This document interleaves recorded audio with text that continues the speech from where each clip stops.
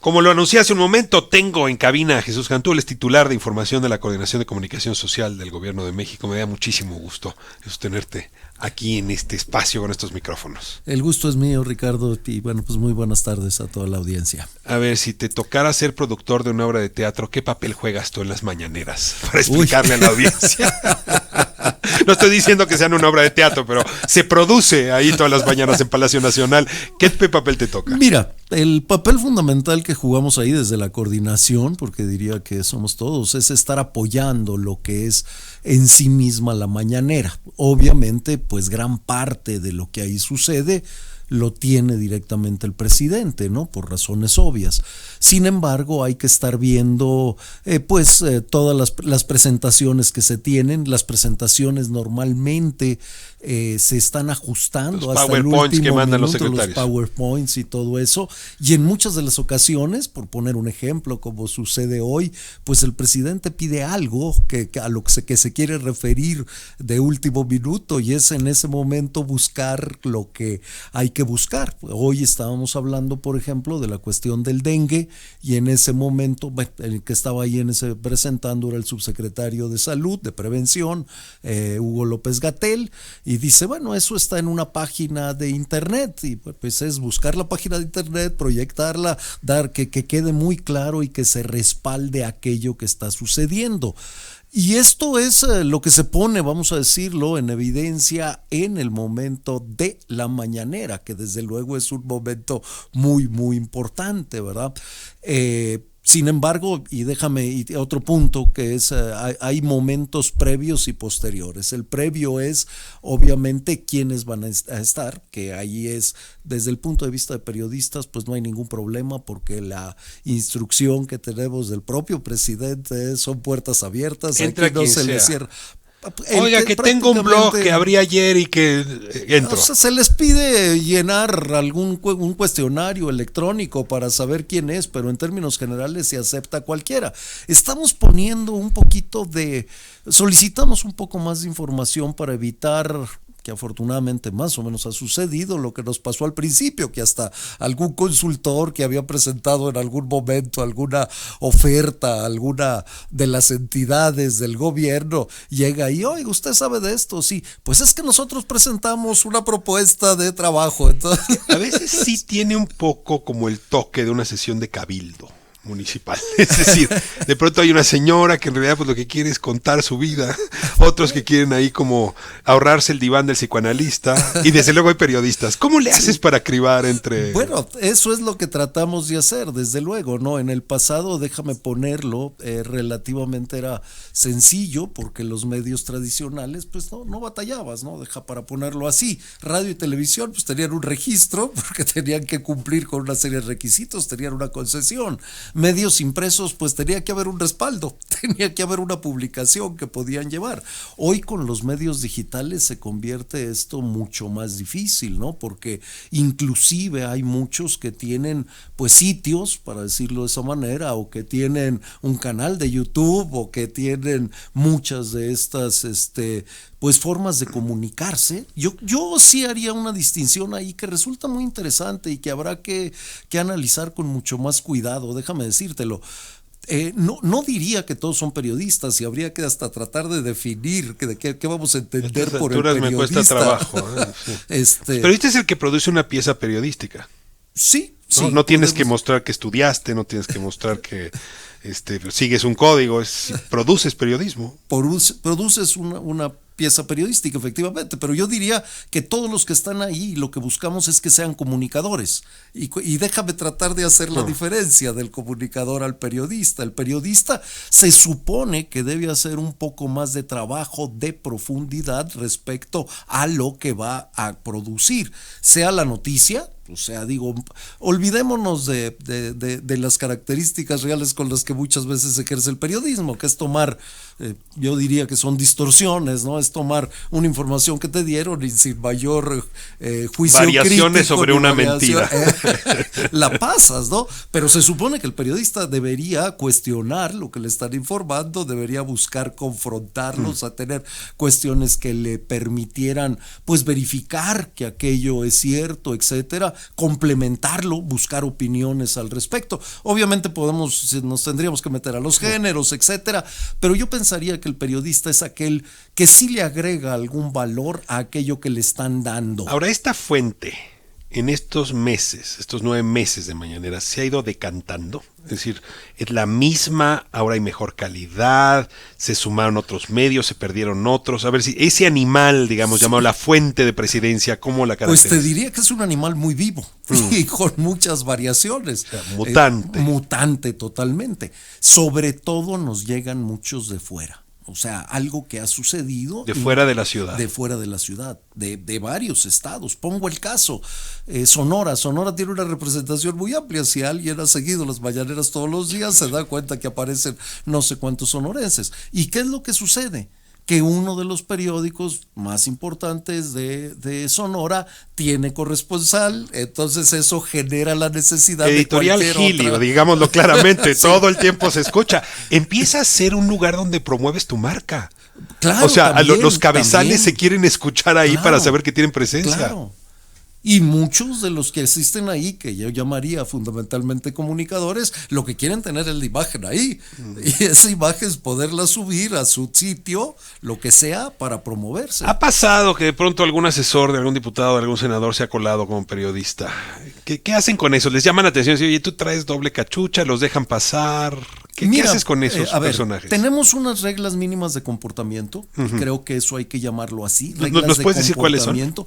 Sí, mira, fundamentalmente de qué se trata. Por ejemplo, de no entregarle directamente ni al presidente ni a ninguno de los que están ahí documentos. En todo caso, si vas a querer entregar algo, que sea a través de nosotros. Obviamente el hecho de no ir a ofrecer un servicio, o sea, se supone que tú, a quien entra ahí, no va a ofrecer un servicio, No es va un consultor. a cuestionar, no es un consultor. No es un biznero negociante. Ni ningún producto, ni nada por el estilo. O sea, se supone que va a preguntar y que sí, en algunos casos hay que contextualizar. Ya nos ha tocado algún caso, aquel peruano que nos visitó, pues que hizo una reflexión, ¿verdad? Una reflexión pues válida, pero no era una pregunta. En realidad nunca hubo una pregunta, hubo un planteamiento de él. En principio, no sería la lógica de la mañanera. La lógica de la mañanera es sí plantear una problemática en algún momento determinado que se está viviendo en alguna parte y hacer una pregunta.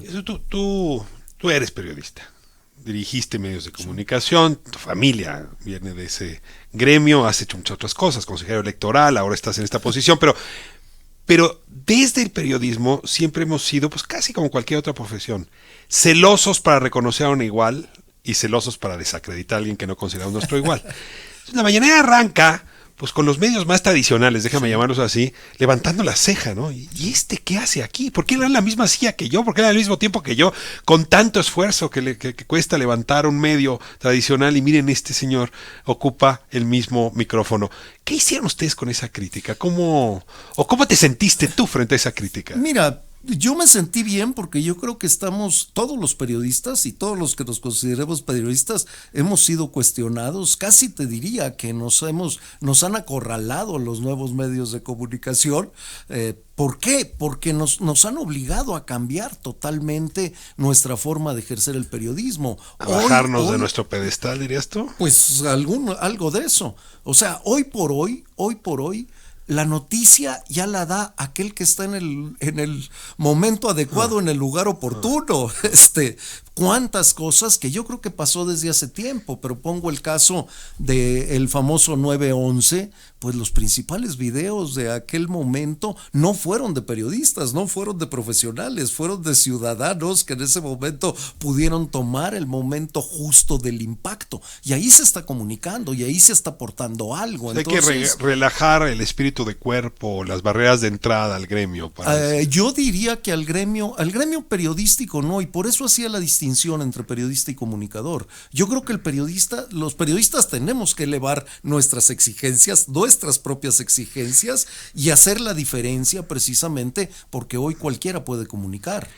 Déjame hablar de algunos episodios que a mí me ha tocado presenciar. Pondría en primer lugar el de Jorge Ramos, ¿no? Jorge Ramos llegó con el estilo estadounidense de intervenir o de interpelar a los políticos y a los presidentes. Jorge Ramos así lo ha hecho desde que empezó a hacer periodismo, que no fue en México, fue en los Estados Unidos.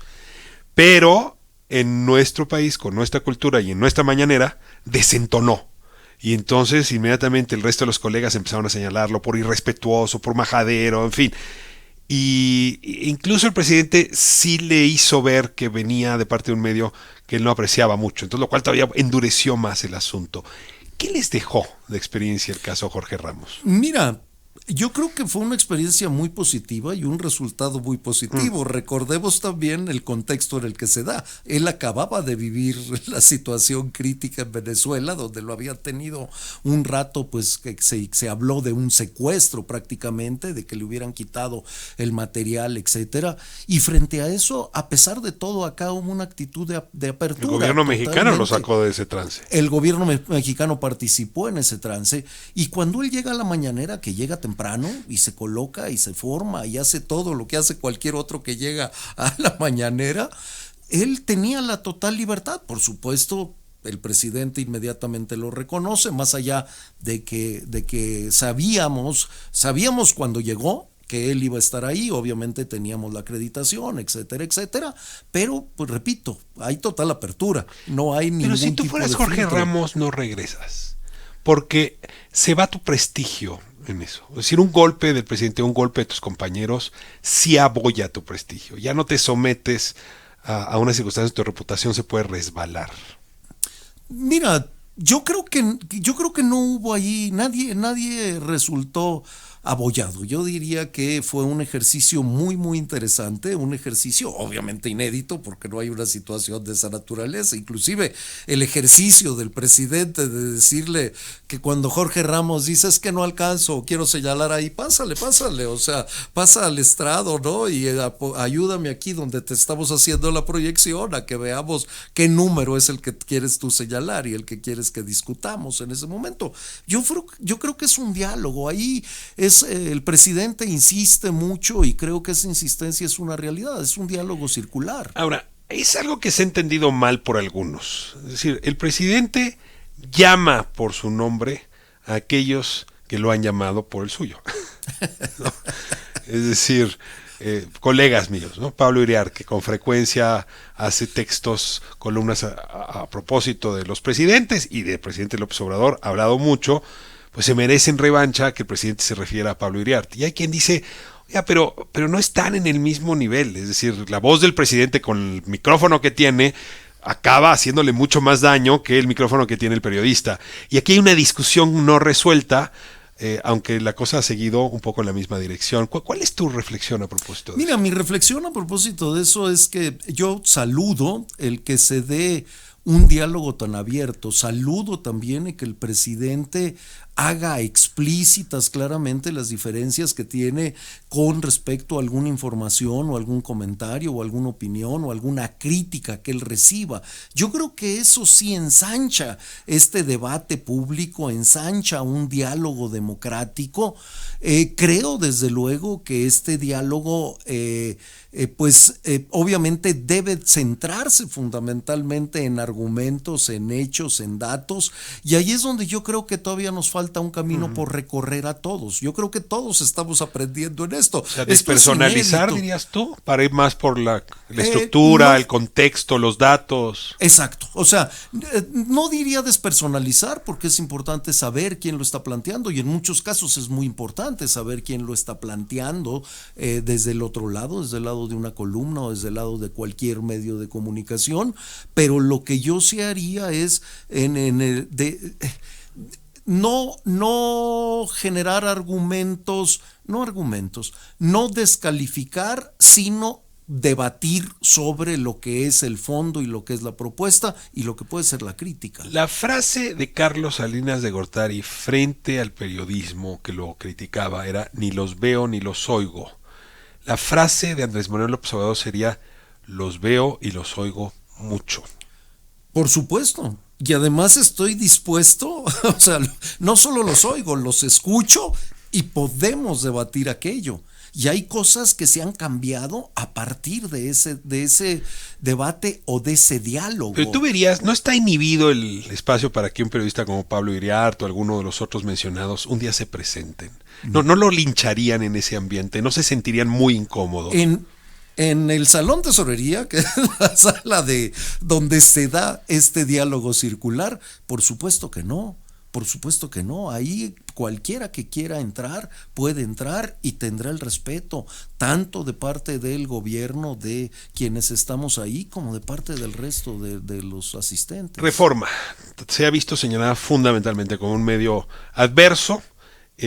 Hoy volvió a hacer broma a propósito de Reforma, y aquí viene una constatación. Los reporteros de Reforma dejaron de preguntar. Es decir, porque otra vez están cuidando su cabezal y yo los veo cada vez más esporádicos, más cuidadosos. No vaya a ser que le llegue un ramalazo presidencial a su marca. No, fíjate, los reporteros de Reforma están preguntando, a lo mejor no se presentan ya como reporteros de Reforma, pero están preguntando. Hoy preguntó la reportera de Reforma. Que mira qué cosa, yo por eso se me pasa. Hoy preguntó. Ahí ha sucedido algo y esto hay que ponerlo sobre la mesa porque creo que aquí hay otro aspecto que hay que revisar con lupa y hay que tener mucho cuidado. O sea, sí ha habido un problema de las reacciones en las redes sociales. Entonces, si tú te has venido fijando, esto sí ha empezado a suceder. Muchos de los periodistas ya no dan su nombre ni su medio. No vaya a ser que les caiga encima algo. No quieren que vengan las reacciones en redes sociales. Son reacciones, pues yo diría, normales en el clima político que vivimos en México en estos momentos. O sea, hoy sí hay opciones distintas claramente y en disputa. Pues hemos hecho algo extraño. Estamos hablando de la obra de teatro y nos pusimos primero a hablar del público. Pero hay que hablar de lo que sucede en el escenario. Déjame irme a corte y ahora hablamos del actor principal, ¿no? ¿Cómo has visto tú el comportamiento del presidente en esta incursión que, si bien se parece a la que había hecho cuando era jefe de gobierno, tiene mucho de novedoso y en efecto donde ha tenido que entrar a gobernar un territorio que nadie gobernaba, el de la ciudad virtual, el de las plataformas, el de las redes? Sí. Vamos a corte, estamos con Jesús Cantú, él es titular de información de la Coordinación de Comunicación Social del Gobierno de México. De vuelta esta interesante conversación.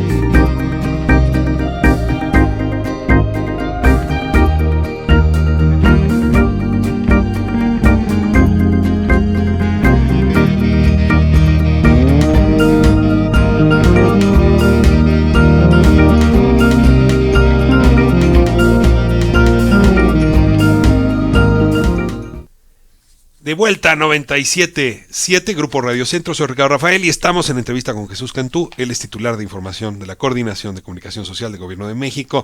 Es uno de los artífices de la conferencia de prensa que el presidente da todas las mañanas. Y bueno, fue muy interesante este recorrido que hicimos por qué es periodista, quién va, quién no va, cómo se selecciona, cómo se autoseleccionan y qué ocurre. Pero arriba en el escenario también hay una necesidad de que las cosas funcionen bien. Y yo me aventuraba a decirte que el presidente López Obrador en este desempeño de la mañanera no es ni podría ser el mismo que era jefe de gobierno. Son dos universos distintos, dos agendas distintas, puede tener muchas habilidades, pero se requerían nuevas. Si te esfuerzo a ver en qué es distinto para dotar de contenidos esta afirmación, ¿qué dirías? Bueno, lo primero que yo diría es 18 o 12 años después, como lo quieras ver, si es desde el inicio o es desde el final de ese mandato. Y eso cambió todo. Antes las conferencias de prensa no eran en vivo, para ponerlo en esos términos. Vaya, sí la dabas en vivo la conferencia, pero no tenía una transmisión como hoy la tiene. Hoy estás... No la podías ver por YouTube, pues. No la podías ver por YouTube, no había ningún medio que la transmitiera, salvo cuando había algún evento muy importante o alguna cuestión muy importante que la estuviera transmitiendo en ese mismo momento. Todo se filtraba a través de los noticieros. Hoy la audiencia por la vía de YouTube y por la vía de algunos medios masivos de comunicación que también la recogen es amplísima. Entonces hay mucha gente, hay varios millones de mexicanos que están viendo lo que está sucediendo. Eso ya hace un cambio enorme. Segundo, la conferencia de prensa en aquel entonces pues era, y aquí otro de los grandes cambios, con los periodistas tradicionales de los medios masivos de comunicación. Hoy ya cambiamos todo este panorama como lo estamos hablando, ¿no? Y por supuesto, hoy le están preguntando absolutamente de lo que sucede pues en todo el país. No cualquiera podría sostener una conferencia de prensa diaria como lo hace el presidente Andrés Manuel López Obrador. O sea, se requiere alguien que sí tiene mucha información, que tiene una capacidad de procesamiento de información muy importante y un conocimiento en tiempo real prácticamente de muchas de las cosas que están sucediendo, como queda claro en muchas de las preguntas que le hacen y cuando responde con una puntualidad que es asombrosa realmente. En diciembre del año pasado me tocó ir al campo de Pumitas ahí que está en Ceú, y entonces me puse a platicar con el cuidador del campo, que tenía su casita ahí donde se quedan a dormir cuando no van a su casa, y me metí a tomar un café con él y de pronto veo la televisión y digo, ¿y qué ve aquí telenovelas? No, acabo de poner la televisión porque yo estoy religiosamente viendo la mañanera. Ese día me di cuenta que sí, la penetración estaba siendo enorme. Vemos ahora los resultados. 5 de cada 10 adultos mexicanos dicen seguir la conferencia mañanera. Esto es un milagro para un país donde hablar de política o de religión era de mal gusto porque nos peleábamos. A ver, ¿cómo está sucediendo ese milagro? ¿Qué explicación te das? ¿Es él? ¿Es el formato? ¿Es la gente? ¿Es todo junto? Yo creo que es una conjunción de factores, pero sí creo que hay esto que él repite muy insistentemente y hay que recordarlo, de que la vida pública se está haciendo cada día más pública y que es un presidente que, contrario a lo que sucedía en el pasado, cuando había una crisis, bueno, a ver, déjame quién va a salir, déjame ver cómo le hacemos para tratar de patear aquello para adelante y no tener que... Aquí es exactamente al contrario. Si pensamos en Tlahuelilpan, hago 2 conferencias al día, no una, ¿verdad? Viene la emergencia, le voy a estar dando información. Viene el asunto de la presión de los aranceles e inclusive el fin de semana, sábado y domingo, hizo conferencias para informar a la gente qué era lo que estaba sucediendo en la negociación con Estados Unidos o cuando estaba aquella presión. Es decir, el presidente efectivamente lo que hace es, frente a las crisis, vamos a darlo a conocer y que la gente sepa qué está pasando. A ver, en efecto, si comparamos, es obligado hacerlo. Los vacíos de información que veíamos en la administración anterior, por ejemplo, los vacíos de información que dejó correr Enrique Peña Nieto con respecto al evento de Ayotzinapa, sí, o de la Casa Blanca, entiendes por qué se empezó a abrir una brecha en el mundo muy grande entre gobernantes y gobernados. Los gobernados estaban en tiempo real, los gobernantes seguían en el tiempo del siglo XX. Totalmente. No creo que haya muchos que hayan salido adelante. Hay algunos, Donald Trump, que responde a tuitazos. Esa es su manera de comunicarse. Sí. No sé si hayas visto un fenómeno similar al del observador en el resto del mundo, pero cabe copiarlo. O sea, si vas a gobernar Egipto, o vas a gobernar Siria, o vas a gobernar China, o vas a gobernar Argentina o México, vale la pena copiar la tecnología. Te pregunto si eso va a cambiar el tipo de político que va a gobernar, porque necesitas alguien que sepa reaccionar con esa versatilidad. Sí, sí, a ver, de que vale la pena por los resultados que se han obtenido hasta hoy, tanto, y lo diría en tres ámbitos que me parece muy importante señalarlos. Primero, en comunicación, desde luego lo que tendría que ver con la cuestión comunicativa. Segundo, en materia política, o sea, el impacto político y en la vida política que ha tenido. Y tercero, en este otro punto que tú estás planteando, que también me parece fundamental, que es en la construcción de ciudadanía, a partir de tener una ciudadanía, una población mucho más informada, mucho más interesada en lo que está sucediendo. Por supuesto que vale la pena copiarlo. Ahora, ¿es sencillo hacerlo? No es nada sencillo. Puede cambiar el perfil totalmente del político, porque te obliga. Pues a lo mejor uno dirá, bueno, pues tiene una reunión matutina todos los días y se informa de ciertas cosas. Bueno, es que tú cuando te presentas frente a los medios, por lo menos tienes que tener un mínimo de información, no te pueden sorprender. Ah, claro, ahí estamos viviendo a veces en cosas en tiempo real, que es muy interesante. Pongo el caso, y ya lo mencionabas tú, los tuitazos de Trump en varios momentos, cuando estaba lo más álgido, que de repente Trump se lanzaba y ahí le preguntaba, y por supuesto que el presidente no había tenido oportunidad de informarse sobre aquello, y ahí tenía que responder. Es un político más de jazz que de música clásica, más de menos de partitura y más de improvisación. Exactamente, él sabe reaccionar frente a Ahora, aquello. tú has ido alguna vez al médico, y no hay nada peor que la escritura del médico sobre la receta. Y los médicos, la verdad, tienen un lenguaje que se parece a sus recetas, nadie los entiende. Y es que no se quieren hacer entender, porque eso les da control, les da poder. Lo mismo hacemos los abogados, lo mismo hacen los ingenieros, lo mismo hacemos o hacen los políticos. A ver, en este país había un lenguaje, déjame utilizar el término francés, de lengua de madera, para especialistas, y el poder se hablaba en esas lenguas. Ahora, en realidad, para poder politizar a la ciudadanía, el lenguaje que utiliza es un lenguaje realmente muy llano, muy sencillo, a veces en exceso anecdótico, pero es la única manera de comunicar.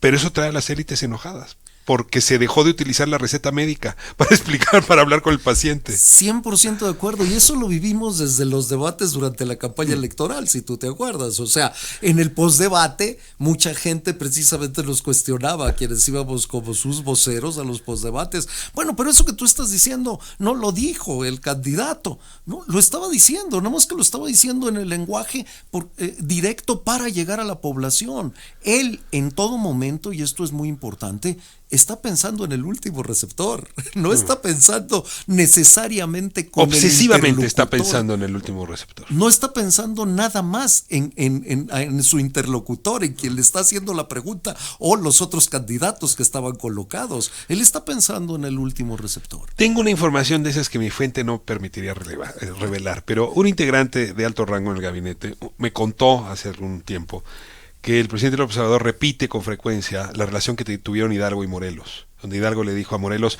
vaya usted a Guerrero y ahí nos vamos viendo, y nunca se volvieron a ver. Y dicen los funcionarios, más o menos así nos trata. O sea, ahí te encargo, vete a Guerrero, resuelve y ahí ver. En fin. La mañanera es una manera de mandarle instrucciones de Hidalgo a Morelos. Ahí le encargo, secretario de Educación, que se haga cargo de esto. Ahí le encargo, secretaria de esto, que se haga cargo de esto. Es una reunión de gabinete también. A ver, sí, matizaría de manera importante porque le da seguimiento muy puntual a las cosas, obviamente a los principales proyectos y a las cosas que le interesan. O sea, sí, está mandando instrucciones, sí responsabiliza y delega responsabilidades, y esto es fundamental, efectivamente. O sea, y por supuesto, digo, quizá el caso más ejemplificante de eso que tú estás señalando, pues fue Marcelo Ebrard yéndose a la negociación a Washington. O sea, vas y vas a negociar, pero el presidente sí está dándole seguimiento a aquello, sí está en contacto y obviamente pues sabe lo que está ocurriendo y espera pues tener resultados, pero sí delega, sí da un margen de maniobra muy importante. Jesús, ultimísima. Hay algunos secretarios, secretarias que no tienen un buen desempeño. ¿Qué haces? ¿Te comes las uñas cuando los empiezas a ver trastabillar? Tenemos que hacer media training para varios. Sí, efectivamente, no todos tienen las habilidades comunicativas que tiene el presidente. Y no importa. Mira, en términos generales, yo creo que sí cambia mucho y eso obviamente se ve. La gran ventaja que tienen ahí también es que está el presidente. Y cuando hay algún secretario que deja algunas cuestiones que el presidente sabe que son hilos sueltos o que pueden tener otra repercusión, él entra y las amarra perfectamente. O sea, no voy a decir que enmienda porque no enmienda la plana, no cambia nada de la información que dieron los secretarios, pero sí precisa y otra vez, sí envía el mensaje a quien le interesa que lo tenga. Jesús Cantú, tendríamos para el programa entero. La verdad es que es una delicia oírte conversar sobre esto y saber qué ocurre allá atrás en esa producción de cosas. Supongo que te está tocando vivir un cambio de época en la comunicación y será interesante pues pronto empezar a leer tus reflexiones sobre esto. Un libro sobre esto sería una gozada, te lo digo con franqueza. Ahorita apenas hay tiempo de... Pero si el presidente escribe libros mientras gobierna, ¿tú por qué no?